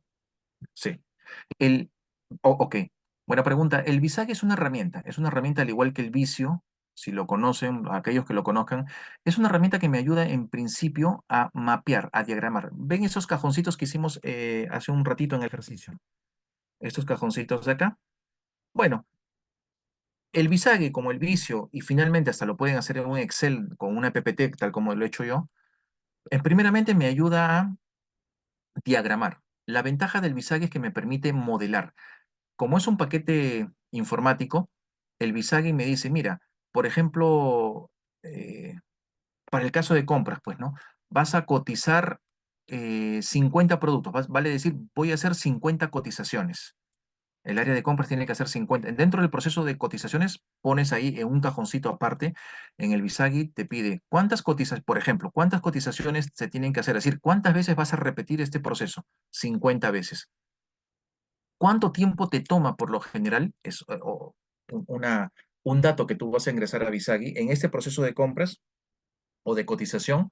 ¿Cuánto tiempo te toma cada cotización? No, pues cada cotización me demora desde que la hago hasta que la evalúo y todo en promedio una semana. ¿Significa que las 50 cotizaciones las puedes hacer en una semana? No, las voy a hacer en 2 semanas. Perfecto. Vas ingresando ciertos parámetros de velocidad, sobre todo de velocidad, y lo que Visagi te recalcula de manera automática, apretando un botón, es, ¿qué pasaría si la productividad de la persona que está haciendo estas cotizaciones fuera mayor? ¿Qué pasaría si, por ejemplo, ahí viene la parte de la modelación? ¿Qué pasaría si por alguna razón, ya sea por una capacitación, por un adiestramiento, por una mejor supervisión, control, gestión, expertise, etcétera, logramos incrementar un 10% más la productividad de esta persona, de tal manera que esas 50 cotizaciones que tiene que hacer y que se demora actualmente 2 semanas, la pudiera hacer en una semana? A partir de eso, tú puedes ir modelando como lo haces en un Excel cuando utilizas el modelo What If. ¿Qué pasaría si? ¿Qué pasaría si incremento un 10%? Ah, pues en vez de hacerlo en 2 semanas, lo va a hacer en 1.8 semanas. Y si incremento la productividad de un 20, lo vas a hacer en 1.5. Y si incremento 50% la productividad, no, pues lo vas a hacer en una semana. ¿Qué pasaría si la productividad no se incrementa, pero al revés? Más bien te pongo, en vez de un cotizador, te voy a poner 2 personas en el área de cotización. ¿Esas 50 cotizaciones las van a seguir haciendo en 2 semanas? No, el modelo Visagi con esos parámetros recalcula y dice, no, ahora sí lo van a hacer en una semana. Pero eso implica un costo, que estoy contratando a una persona. ¿Qué pasa si sobre eso, esas 2 personas le incremento la productividad en 20%? Uy, significa que esas 50 cotizaciones la van a hacer en 3 días y les queda 4 días para hacer otro montón de cosas más. Eso es lo que me permite Visagi. Visagi me permite modelar a través de parámetros de productividad, de mayor velocidad, el volumen de lo que se está haciéndose en cada uno de esos procesos. En cada uno de esos cajones yo le puedo meter esos parámetros de mayor velocidad o, por ejemplo, le puedo meter mayor cantidad de recursos o le puedo disminuir el número de mermas o de reprocesos. ¿Qué pasaría si esta persona en vez de tener 10% de reprocesos ya va a tener 0 reprocesos? No, pues va a terminar haciendo las 50 cotizaciones en 3 días. ¿Ok? Para eso me sirve Visagi, pero Visagi es una herramienta, nada más que eso. Bien, vamos con una más. ¿Quién más? Ya estamos en la hora, pero a ver, una intervención más y cerramos con eso. Profesor, Sí, discúlpeme. dígame. Digamos, ya, perfecto. Hasta ese punto, genial.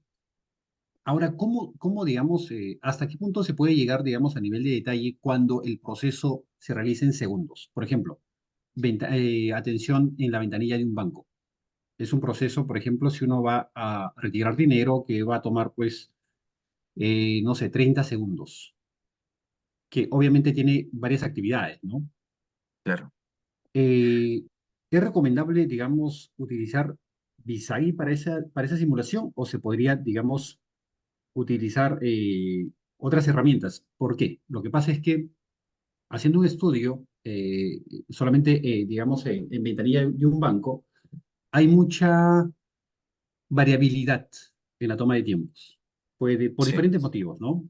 Puede que el cajero uno atienda pues en 20 segundos, el otro en 40, 30, 60, y va a depender también de los casos. Puede que alguien se haya olvidado el documento, la tarjeta y Sí, va, digamos, a esto desencadenar quizás otros subprocesos adicionales.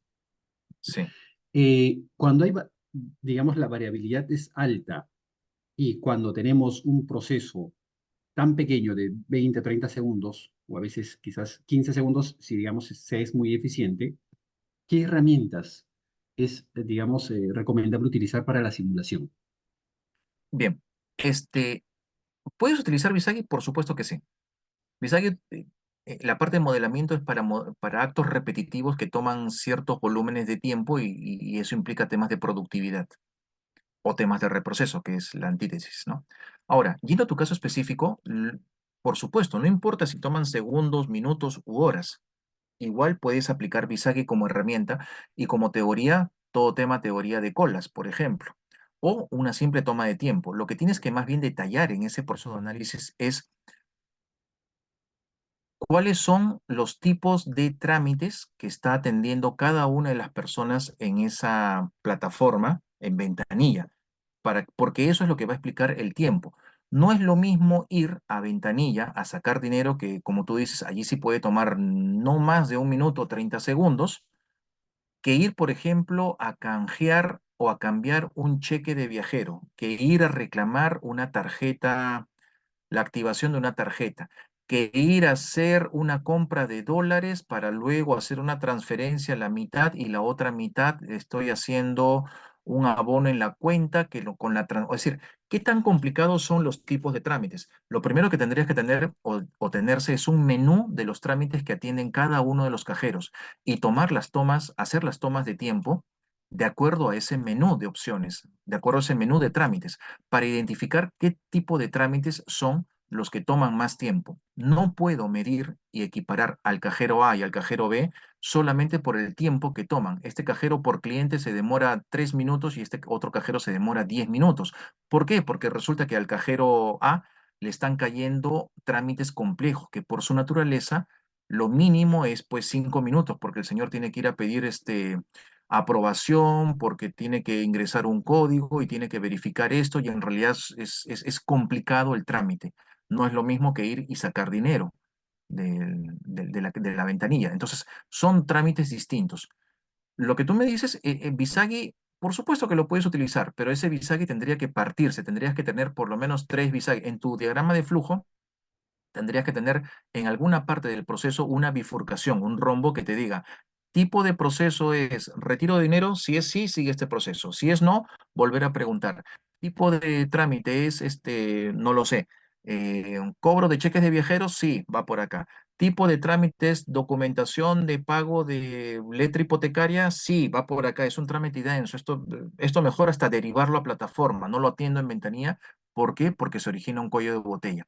En tu Visagi, si haces eso, luego aplica simplemente esos parámetros. Si es retiro de dinero, esto no debería tomar más de 1 minuto. Listo. Si es letra hipotecaria, oye, esto sí, pues esto no te baja de 10 minutos, ¿no?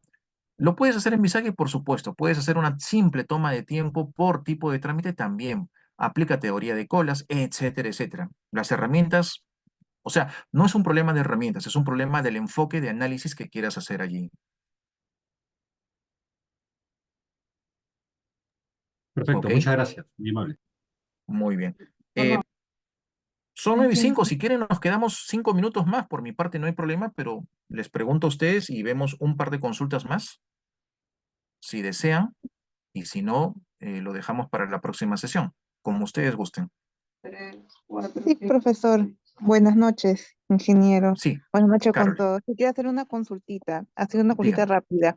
Con respecto a los modelos de procesos, ¿cuál de usted me consideraría, ¿no? Para utilizar uno de los modelos respecto a, en este caso, para la OMPE, que es una entidad pública y que va a haber el voto electrónico, ¿no? Entonces, en este caso, para automatizar el proceso del voto electrónico, en dónde se diagnostica, en este caso, el error que podría tener, ¿no? Como así como usuario que ustedes que también hacen el voto electrónico, ¿no? ¿Dónde podríamos encontrar un diagnóstico o una falla en este caso, ¿no? Con Ya, respecto a esta entidad pública. ok. No es si tu pregunta va por el tema de si existe alguna plantilla, formato, etcétera, la respuesta es no, lamentablemente no existe. Lo que yo te recomiendo mucho si quieres hacer para partir, identificar dónde pudiera estar esa problemática, es que apliques el análisis o el modelo ASIS, este de acá, el punto 7. El modelo ASIS no es más que sentarse, ver el proceso en vivo y diagramar, como lo hemos hecho ahorita, diagramar tal cual, sin interpretar, tal cual se viene haciendo las cosas. Por ejemplo, si yo quiero diagramar el proceso me dijiste de validación, bueno, de lo que sea, de validación de algo, del documento de identidad, del voto, etcétera. Me sentaré, primeramente tengo que comenzar a ordenarme. ¿Cuántos y cuáles son esos procesos? Bueno, son como 7 procesos correspondientes a 4 áreas, correspondientes a 8 personas. Muy bien, me voy a sentar con cada uno de ellos y voy a observar su trabajo para darle una secuencia lógica. Mira, esto empieza desde aquí, desde que yo prendo la computadora y bajo una base de datos y saco un reporte, y ese reporte yo cruzo la información y el resultado de esa información es lo que yo ingreso en otro módulo del sistema, y a partir de ahí recién empieza el proceso que las otras áreas van a comenzar a autentificar. Muy bien. Quiero analizar y voy a darle un zoom a ese proceso.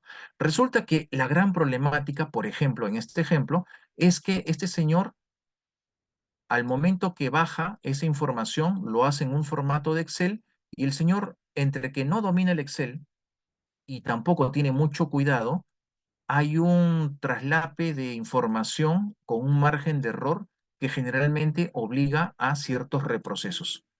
Listo, ya encontré un área de oportunidad, porque resulta que si yo elimino esos reprocesos y agilizo más el tiempo, este proceso que antes le toma medio día a este señor, ahora le va a tomar solamente 1 hora. O de repente lo automatizo. Entonces, lo que yo te recomiendo para cualquier proceso en el cual tú digas, quiero encontrar los errores, no es que existan formatos en absoluto. Es que tienes que tener una idea cabal de en qué consiste ese proceso, quiénes son los actores, áreas, etcétera, personas, y sentarte. Y tienes que expresar en ese diagrama tal cual, en ese diagrama ASIS, como su nombre lo dice, es un modelo tal cual, es tal cual. El señor baja a Excel y no sabe usar Excel, poner un cajón, utiliza su máquina de calcular. Agarra su celular, pone la máquina de calcular y ahí hace las operaciones, porque no domina el Excel. Y como no domina el Excel con tablas dinámicas, lo que con una tabla dinámica lo hace en 5 minutos, haciendo operaciones a mano lo hace en 2 horas. Ahí está el problema. Ahí te vas a ahorrar 2 horas. Y así sucesivamente. Cuando tú has criticado de esa manera tu modelo ASIS, ese modelo ASIS en automático se transforma en un modelo 2B. En el modelo del deber ser, yo debería incluir una capacitación, debería incluir una automatización de este proceso que ahora se hace a mano, para que no existan errores ni reprocesos y para que sea más rápido. Así es como tú diagnosticas, analizas y propones nuevas formas de hacer las cosas que sean más rápidas, más ágil y menos costosas. Bien. Muchas gracias, profesor. Una última y nos vamos. Una última pregunta, inquietud y nos vamos. A ver, ¿alguien más?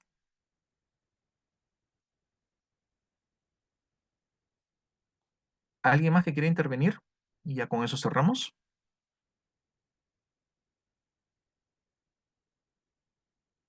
¿Nadie más? Bueno. Bien, sí, profesor, al parecer, bueno, Ahí esas serían cerramos. todas las consultas del día de hoy. Vamos a dar por finalizado la sesión de hoy, muy interesante, por cierto. Nos estamos encontrando el día martes. Muy bien, muchas gracias con todos, muy buenas noches y muchas gracias por la participación y la audiencia. Nos vemos, Dios mediante, el próximo martes. Gracias.